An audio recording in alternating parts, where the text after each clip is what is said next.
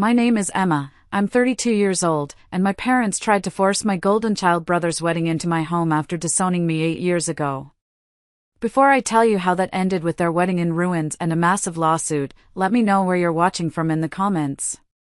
The phone vibrated against the table, a jarring buzz in my quiet design studio. I glanced at the screen, and my heart did a painful little flip. It said Mom. 8 years.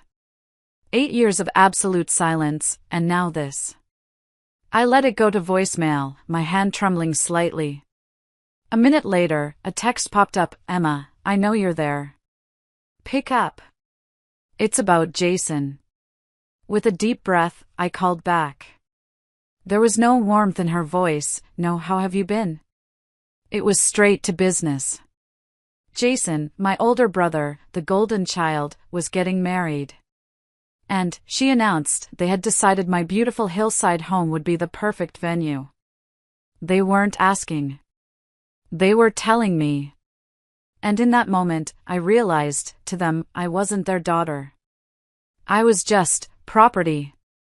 That cold, transactional tone pulled me right back to when I was 18, standing in our old living room. On the coffee table were 2 letters. One was an acceptance to my dream art school. The other, to the law school my father had chosen for me. I remember his words when I told him I was choosing art. He didn't yell. It was worse. He just looked at me with this chilling disappointment and said, "This house doesn't support fantasy." They had a pattern of this, of course. Just a few years before that, they'd strong-armed me into giving up a summer art scholarship to take an unpaid internship at a friend's law firm. They always knew how to make me feel small, like my dreams were frivolous. So I left. I put myself through school, worked 3 jobs, and poured every ounce of pain and anger into my work. Now, my design studio was successful. This house, the one they wanted to use as a prop, wasn't just wood and glass to me. It was my sanctuary. It was proof that I had built a life, a beautiful life, without them. I met my best friend Georgia for coffee the next day, my head still spinning. "Are you kidding me?" she said, nearly spitting out her latte. "They have some nerve." Her outrage was the validation I needed. "What are you going to do?" she asked. I hadn't decided yet, but the whole thing felt off. Why now? Why my house? While I was talking, Georgia was furiously typing on her phone. She said, her voice suddenly serious. "You need to see this." She turned her phone around. It was a Society page article. Jason Miller to wed Isabel DeVos. DeVos. As in, the DeVos industrial fortune. The article was gushing, talking about the union of 2 of the city's most traditional families. And there it was. The puzzle piece clicked into place. My parents were financially struggling, I knew that much. They needed to project an image of old money success for their new, incredibly wealthy in-laws. It wasn't about family. It was a business transaction, and my home was their stage. That night, I called them back. My voice was steady, colder than I thought possible. "The answer is no," I said. "My house is not available."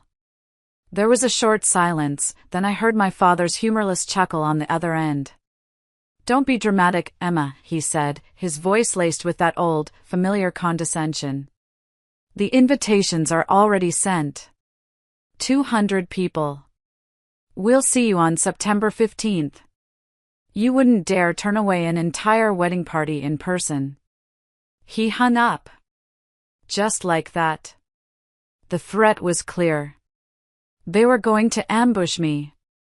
A few days later, the real attack came. It was an email, forwarded from Georgia with the subject line, "You are not going to believe this." It was from a high-end event planning company, confirming the details for the Miller DeVos wedding. My address was listed as the venue. And attached was an invoice for $45,000. My stomach dropped. As I was staring at the screen, a notification popped up from my bank. A fraud alert. A charge for $5,000 from that same event company had just been processed. The payment method? A supplementary credit card from my father's account, one he'd given me in high school and that I was sure I had destroyed years ago. He must have reactivated it. That's when something inside me snapped. The hurt and sadness I'd felt for years crystallized into something hard and sharp. This wasn't a family dispute anymore. This was fraud. This was theft. I picked up my phone and called Georgia. "I don't need a lawyer, G," I said, my voice low. "I need a shark." That night, I couldn't sleep. For a fleeting, cowardly moment, I found myself scrolling through real estate websites in other states. I could just sell the house. Disappear. Start over where they couldn't find me. The thought was tempting. It was the easy way out. The next morning, I told Georgia about it. She looked at me over her mug and said, "You can sell the house, Em. But you can't sell the memory. If you run now, they will always have this power over you." She was right. Running wasn't a solution, it was a surrender. George's uncle was a retired judge, and while he couldn't represent me, he gave me the name of a lawyer. "She's a bulldog," he'd said. He wasn't kidding. Ms. Albright was a sharp, no-nonsense woman who listened to my story without a flicker of sentimentality. "To build a case for fraud," she said, her voice crisp, "I need everything. Every financial document you have that ever connected you to your parents." That night, I dug out an old, dusty box from the back of my closet. It was filled with old report cards, photos, and a thin folder of financial papers. And in it, I found something I'd forgotten about. A statement from my godmother Eleanor's estate. She had left me $200,000 when she passed away right after I'd left for college. At the time, my parents had told me the money was tied up in a complicated trust that wouldn't mature for years. Looking at the documents now, something felt wrong. I scanned them and sent them to Ms. Albright. Her reply came an hour later, at 11 p.m. The email was short. "Emma, we need to talk first thing in the morning. This is much bigger than a fraudulent credit card charge." September 15th arrived. It was a perfect, sunny autumn day.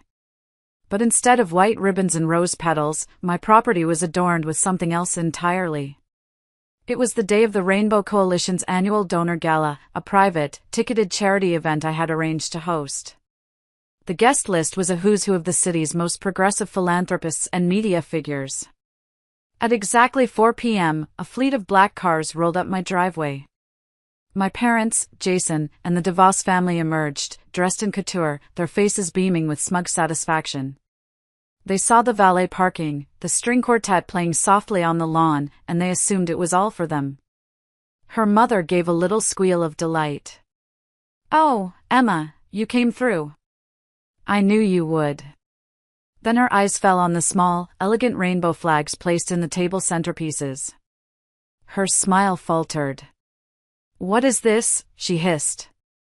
Jason's face went white. He saw a few prominent LGBTQ+ activists he recognized from the news, laughing and sipping champagne. He saw his fiancée's father, the notoriously conservative Mr. DeVos, staring at the scene, his jaw tightening. That's when I walked out onto the porch, Ms. Albright by my side. My voice was calm, clear, and carried across the lawn. "Good afternoon," I said. "I believe you're at the wrong address." I held up a thick, legally binding contract. "This property is leased for a private charity gala. You're trespassing." For a moment, there was just stunned silence. Then Isabel, the bride-to-be, shrieked, "This is my wedding."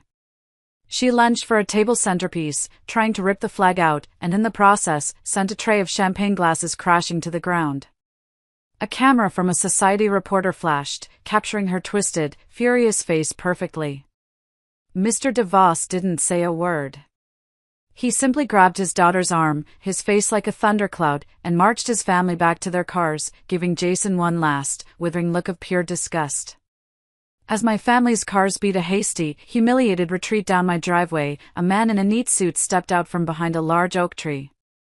He walked calmly to my father's car and slapped a thick packet of documents onto the windshield. It was the lawsuit. They had been officially served. The cars sped away. That evening, as the gala wound down, my phone buzzed. A text from a number I didn't recognize. It was Isabel. The wedding is off. I hope you're happy. I didn't feel happy. I didn't feel sad. I just felt quiet. For the first time in my life, I felt the quiet of true peace. I deleted the message without replying. Later, Georgia and I sat on my porch, listening to the distant music. "You did it," she whispered, her eyes shining. "It's over." And I knew she was right. It was finally, truly over. For months later, I was in Ms. Albright's sleek downtown office. The viral photo of Isabel's meltdown, combined with the ironclad evidence of financial fraud and the theft of my inheritance, meant my family didn't have a leg to stand on. They folded immediately to avoid a public trial. "They agreed to all our terms," Ms. Albright said, sliding a document across the desk. "Full restitution of the $200,000 with interest. A formal, public apology printed in the city's newspaper. And, most importantly, a permanent restraining order. They could never contact me again." The victory felt good, but something was still missing. The money felt tainted. I couldn't keep it. So I used it to create something new. I called it the Phoenix Scholarship. Last week, I hosted the first workshop for the scholarship's recipients in my studio. It was filled with young, brilliant artists, all of whom had stories of being told their dreams were foolish. I found myself talking to a young painter, a girl who reminded me so much of myself at 18. She was hesitating, afraid to make a bold stroke on her canvas. I put a hand on her shoulder. "Don't be afraid," I told her. "This is your story. You get to tell it however you want. Make it loud." My family tried to use my home as a stage for their lies.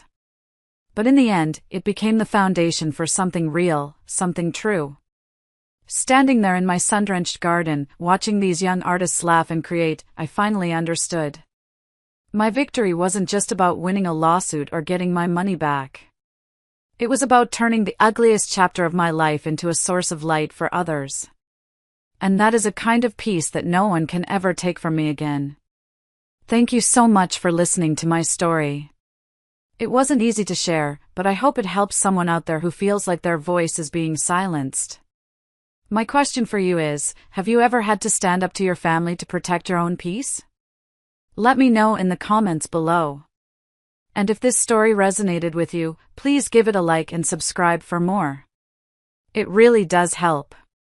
Thank you.